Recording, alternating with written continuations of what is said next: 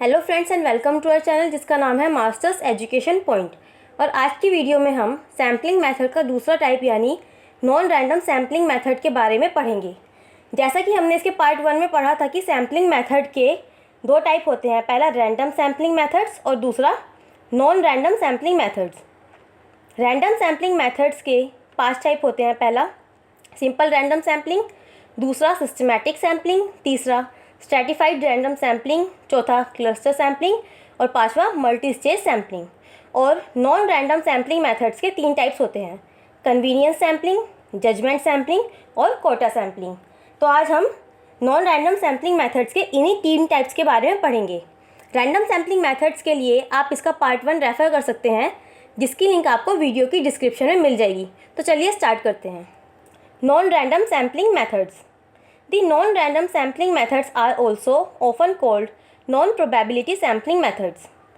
In a non-random sampling method, the probability of any particular unit of the population being chosen is unknown. The greatest error occurs when the researcher attempts to generalize the results on the basis of a sample to the entire population. Such an error is insidious because it is not at all obvious from merely looking at the data or even from looking at the sample. The easiest way to recognize whether a sample is representative or not is to determine whether the sample is selected randomly or not. The various non-random sampling methods commonly used are convenience sampling, judgment sampling and quota sampling. Non-random sampling methods को non-probability sampling methods भी कहा जाता है। Non random sampling method में population के unit की selection की probability unknown होती है। सबसे बड़ी गलती तब ओकर होती है जब रिसर्चर रिजल्ट को जनरलाइज करने की कोशिश करते हैं पूरी पॉपुलेशन के लिए सैंपल के बेसिस पर।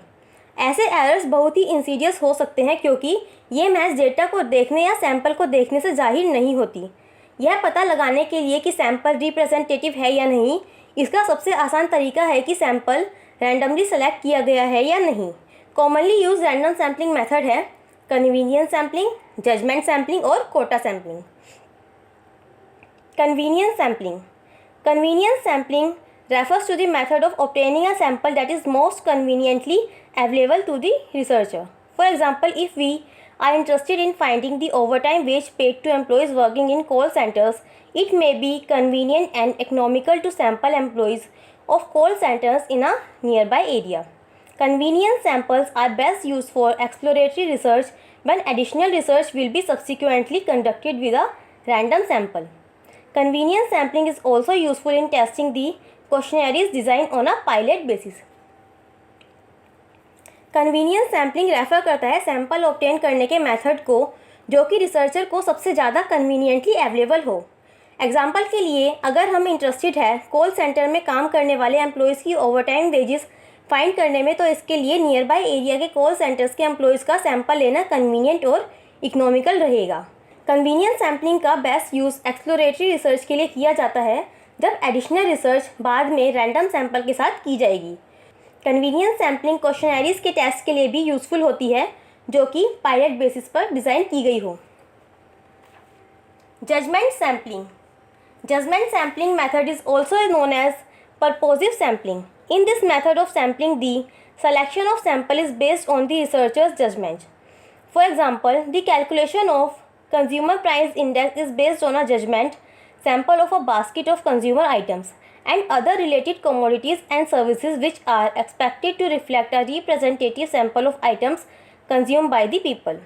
The prices of these items are collected from selected cities which are viewed as typical cities with demographic profiles matching the national profile. Judgement sampling method को पर्पोसिव सैम्पलिंग भी कहा जाता है। Sampling के इस method में sample का selection researcher की जजमेंट पर बेस्ड होता है। एग्जाम्पल के लिए, कंज्यूमर प्राइस इंडेक्स का कैलकुलेशन कंज्यूमर आइटम्स और अदर रिलेटेड कमोडिटीज़ और सर्विसेज के जजमेंट सैंपल पर बेस्ड है जिनसे एक्सपेक्टेड है कि लोगों द्वारा कंज्यूम की जाने वाली आइटम्स के रिप्रेजेंटेटिव सैंपल रिफ्लेक्ट किए जाए। इन आइटम्स के प्राइस सेलेक्टेड सिटी से कलेक्ट किए जाते हैं जिन्हें डेमोग्राफिक प्रोफाइल वाली टिपिकल सिटी के रूप में देखा जाता है जो कि नेशनल प्रोफाइल को मैच करे। Quota sampling. The quota sampling method is commonly used in marketing research studies. The samples are selected on the basis of some parameters such as age, geographical region, education, income, occupation, etc. In order to make them as representative samples, the investigators then are assigned fixed quotas of the sample meeting these population characteristics. The purpose of quota sampling is to ensure that various subgroups of the population are represented on pertinent sample characteristics to the extent that the investigator desires. Quota sampling commonly marketing research studies में use किया जाता है। Samples कुछ parameters के basis पर select किए जाते हैं उन्हें रिप्रेजेंटेटिव सैम्पल बनाने के लिए, जैसे age, geographical region, education, income, occupation etcetera.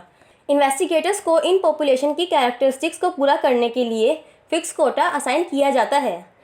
Kota sampling का पर्पस यह इंश्योर करना है कि पॉपुलेशन के वेरियस सब ग्रुप्स रिप्रेजेंट किए जाए पर्टिनेंट सैम्पल कैरेक्टरिस्टिक्स पर, जितना इन्वेस्टिगेटर चाहता है।